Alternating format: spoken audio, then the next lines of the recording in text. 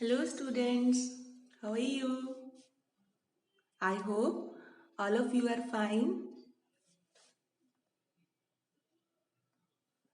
Okay, ਅੱਜ ਆਪਾਂ sound of vowel A ਕਰਾਂਗੇ ਜੋ ਆਪਾਂ ਕਲਾਸ 'ਚ ਪਹਿਲੇ ਕਰ ਚੁੱਕੇ ਹਾਂ।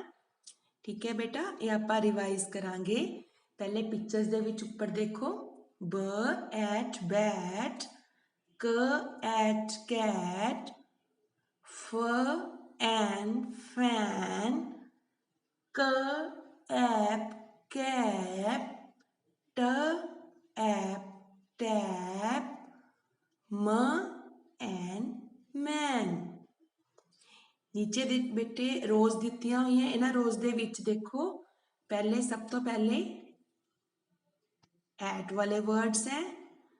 ठीक है, b at bat, c at cat, F at fat, H at hat, M at mat, P at pat, R at rat, S at sat।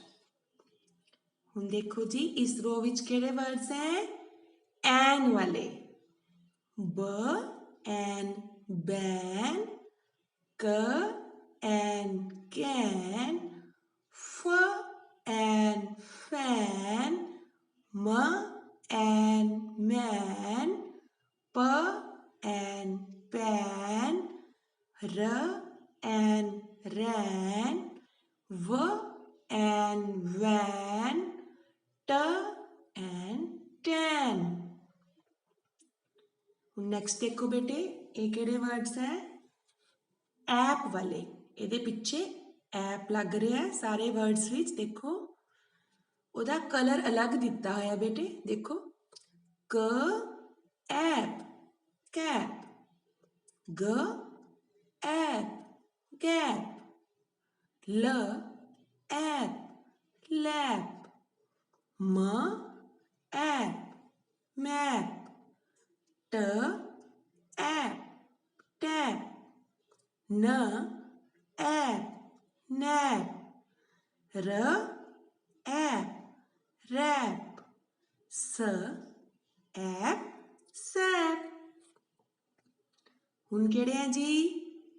Add वाले, b ad bad, h ad had, m ad mad, l ad lad, s add sad, p add bad, b add bad।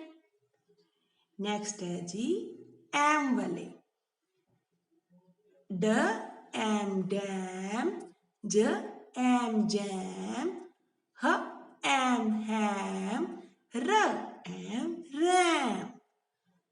र आम राम भी हुंदा बेटा। ਅੱਗੇ ਹੈ ਜੀ R.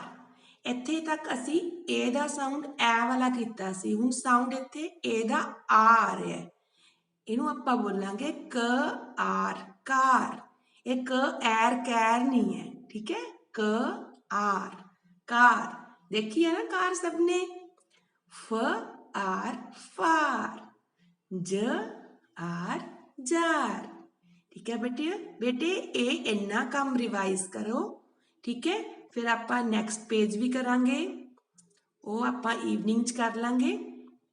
ठीक है, ओके, थैंक यू। ये वाला पेज तुसी अज हुणे ही रिवाइज कर लो। ओके जी, बाय बाय।